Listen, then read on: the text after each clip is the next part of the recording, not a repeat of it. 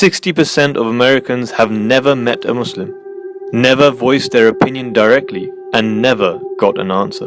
When I see a demonstration of 10, 15, 20,000 Muslims protesting what's going on, at that point I'll have respect for Muslims. We traveled across the states to give them that answer and show them what true Islam is all about. 6 US states over 8 weeks. This is what happened. Being a Muslim in America can sometimes get really difficult with all the stereotypes and whatever is shown in the media. So we decided to actually reach out to the people by creating a sign saying, "I'm a Muslim, ask me anything." So this is what they have to say. So much media and there's so much news and so much stuff that the so-called Muslims are doing, right? Yeah. So I want to say, hey, I got nothing to do with it. I'm just out here reaching people. If they have any questions, they can ask me directly, right? Yeah. I'm a Muslim, I look like a Muslim. I have pray 5 times a day. So if anybody has any questions about Islam or whatever you see in the news media, whatever it is, right? Or you see some Muslims acting a certain way, you can just ask me. Ask me if that is Islam or not. You start off with shaking your head, man, because it takes courage to stand up for the people. Hey, it's all all being love. judged. Honestly, it takes a lot of courage. Thank you. Thank you. It's just love. Christianity says don't get along with Muslims. Muslims say don't get along with Christians. So all these people are separating people. Quick question for you. Go on. Where in the Quran does it say that don't get along with Christians? It doesn't say anywhere, but it doesn't say anywhere. You're right. Actually, it says that you should fight to defend the temples, the synagogues, the mosques, and also all the places of worship. Do you believe in a verse that says you need to beat your wife if your wife doesn't think? In Quran says you need to beat your wife with things. Does it say that? What's Arabic that's used? It says you have to do it with a brush. You have to beat your. You think that the actual verses of the Quran says that you have to beat your wife with a brush?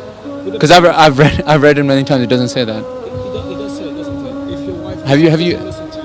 I can No, it doesn't. right? Yeah, you can Google it. I have the Quran in the pocket as well. Have you ever read the biography of the Holy Prophet ﷺ, of Islam, the founder of Islam? Yes, I have. Did you ever read that he beat his wife? No, he didn't. There you go. This is where we need our. Hey, just wanna. 60% of Americans never talk to a Muslim. Do you guys teach a violent doctrine against other people that do not practice Islam? No, not at all. In fact, there is no. You know how some people say there is when a Muslim turns away from Islam, they should be punished by death. That is completely false. Nowhere in the Quran it states that. As a Muslim, how do you stand on, like feminism and stuff like that, like women's issues? Yeah. So if you look at the pre-Islamic Arabia, before Islam was revealed, when it started by the founder of Islam, right? Women were treated really bad. Like there were some tribes there who used to actually bury their baby daughters because they felt shame in having a daughter in the house. Had no rights to inherit property, no rights in saying in any of the political issues. They had no rights of inheritance. So if you look, and it's back then, it's recorded, it's in the Quran, they were actually liberated. So women are given all those rights when he came, right? If you look at the West, it didn't happen until like 100 years ago. Either under the seat in front of you or in an opening. Wow, look at that. It just looks amazing, man. All smart people knew this would happen. You're just kicking a beehive and giving them weapons. Exactly. And they're uneducated. But then guess what? I want to share something with you. There was 1400 years ago, the founder of Islam said that a time will come when the Muslim clerics will be the worst creatures. He didn't call them humans. He said they'll be the worst creatures on earth. Fifth caliph of the Ahmadiyya Muslim community said, he said, you want to stop these wars, stop the funding. Find out where these people are getting funds, stop their funding, and that's how you can stop them. If you look at Ahmadiyya Muslim community, I'm from that community, what we have been doing, Ahmadiyya Muslim community. So if you look us up, right, you'll actually see that we are actually been condemning violent jihad for the last 125 years. Approaching rental car center. To get up in? And it's really insane because I know I was hearing that.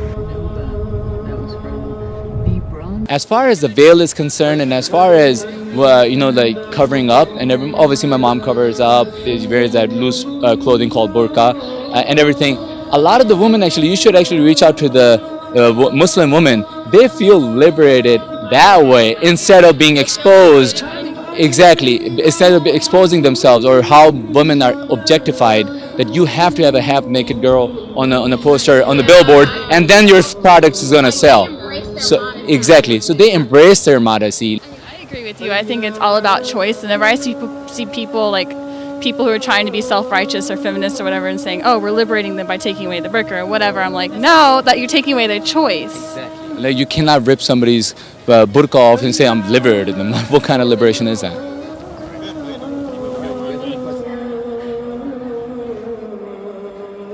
So what's your question?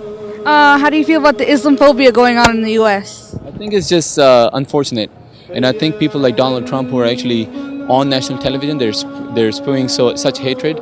This is something like that has just taken us back 50 years, because now people are actually saying stuff which we normally don't hear.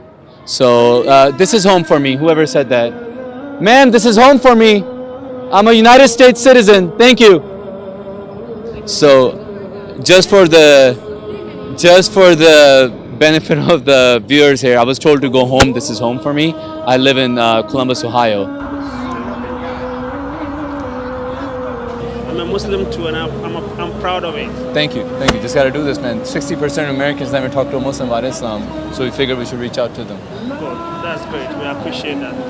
What do you believe happens after you pass from this life? The Quran says that the Jews, the Christians, the Sabians, anybody who believes in whatever they believe in, and they have no fear, they shouldn't have anything to worry about. Just paraphrasing the verse.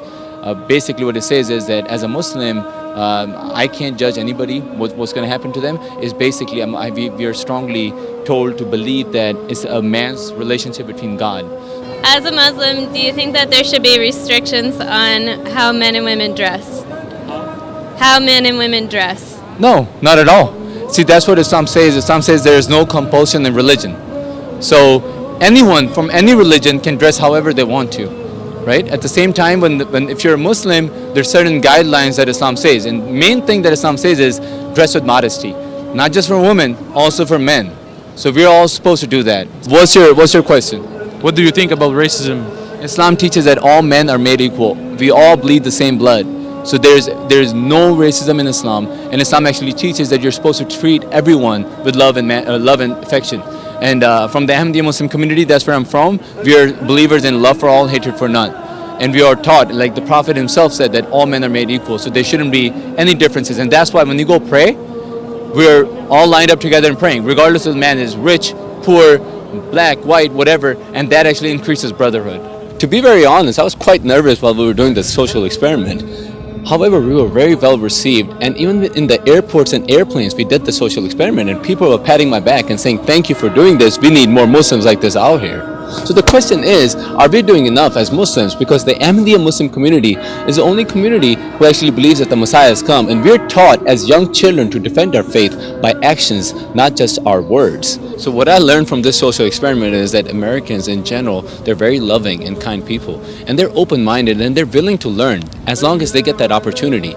And it is up to us to give them that opportunity, and that gives me hope. There's much hope with Americans and also this country. Yeah, there's some bad Muslims out there, just like bad Americans, you know. But I mean, you seem good, you know. You're not doing anything, are you? God bless you. You have a good heart. I wish there was more Muslims like you who would speak out against the radicals who are extremists, because it would give a lot of people a better understanding. Thank you for standing up for like who you are and being proud of your religion.